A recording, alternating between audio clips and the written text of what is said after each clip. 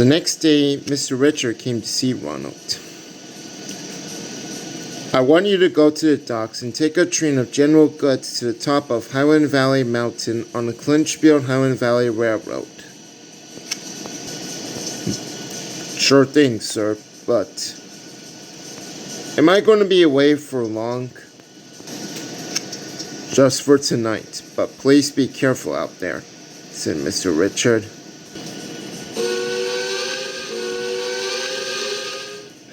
Yes, sir, said Ronald.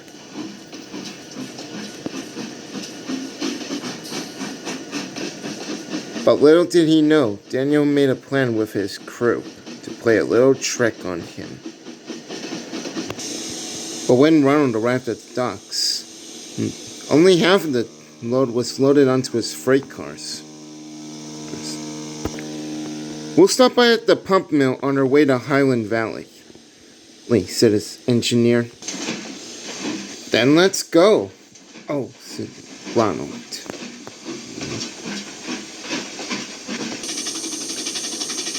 And so, they left the docks and headed on their way.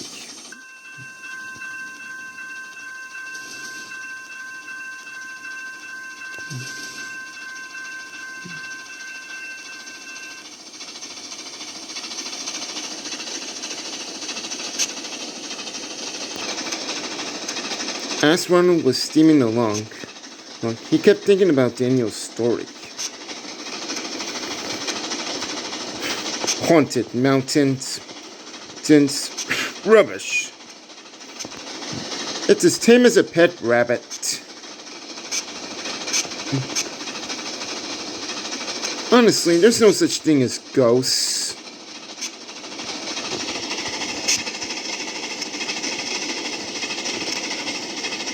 But Ronald's engineer decided as part of the plan was to spend the night at Highland Valley after they delivered their train. Meanwhile, at the coal mine, Veronica was backing up to the new coal tippo to be loaded up with coal and then take it to the powerhouse down at the docks. She spotted Ronald passing by and began to tease him. Careful, the ghost doesn't get you, Ronald, she called. I ain't afraid of no ghosts, sniffed Ronald. Ronald soon arrived at the Hyde pump mill and rode smoothly in to finish the loading process. Alright, time to deliver these crates to Highland Valley. Ronald.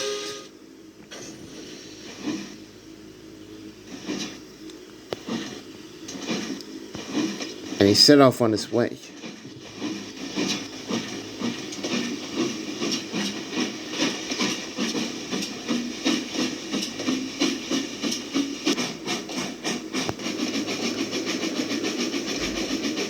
Unknown to Ronald, his engineer secretly threw a rock from his camp into the river below.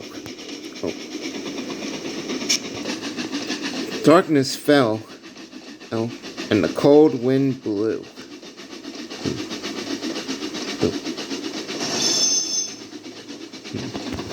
But Ronald didn't even notice, as he was too busy focusing on the track in front of him.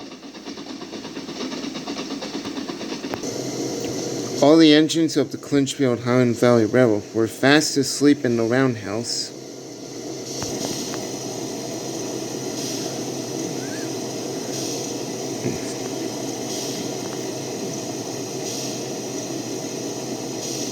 As Ronald rolled silently into the yard.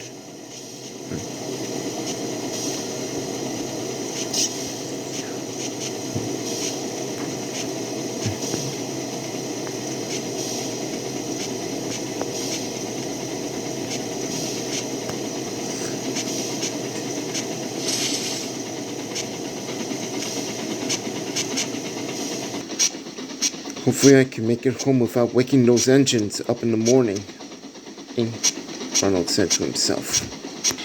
Unknown to Ronald, someone had been watching him the whole time. Ronald whistled, and the sound echoed everywhere.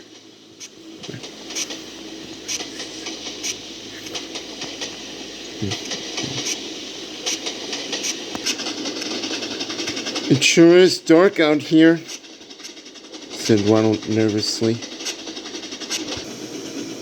Suddenly, Ronald heard the sound of a pistons pumping.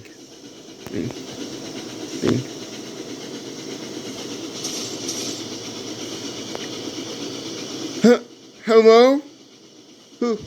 Who's there? Here. And suddenly came the sound of a shrill whistle blowing.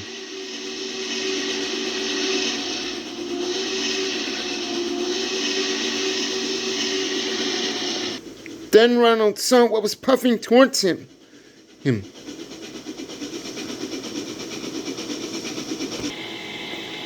There, what Ronald saw was the ghost of 2302. Ronald stared and shocked. His wheels were frozen in fear. The ghost stared at Ronald, but then he spoke. So, you don't believe in ghost stories, eh? Well, let this be a lesson to you. Nobody cares about my existence anymore.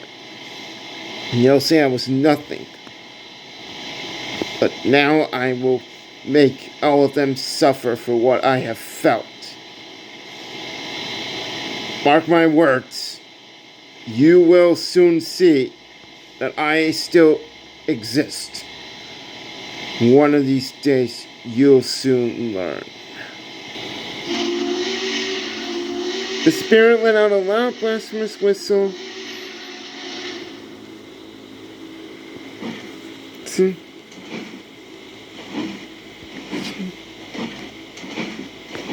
And backed away into the night.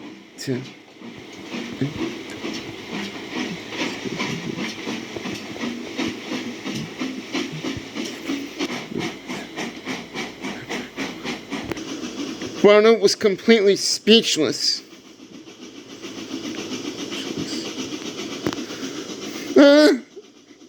I want to get out of here, he called. Hold.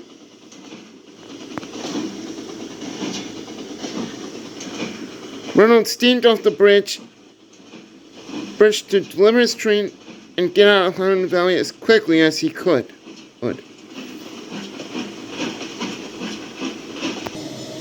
The next day, he told Daniel and William all about his ghostly encounter.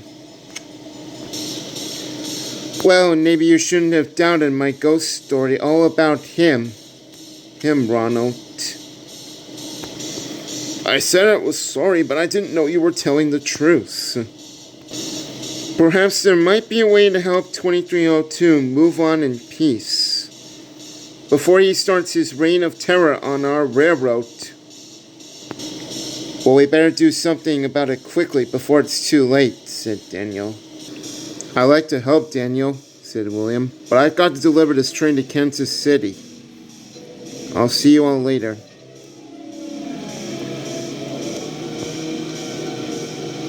And William left.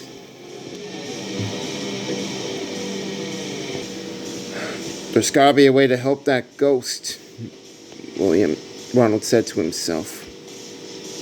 But he didn't know how.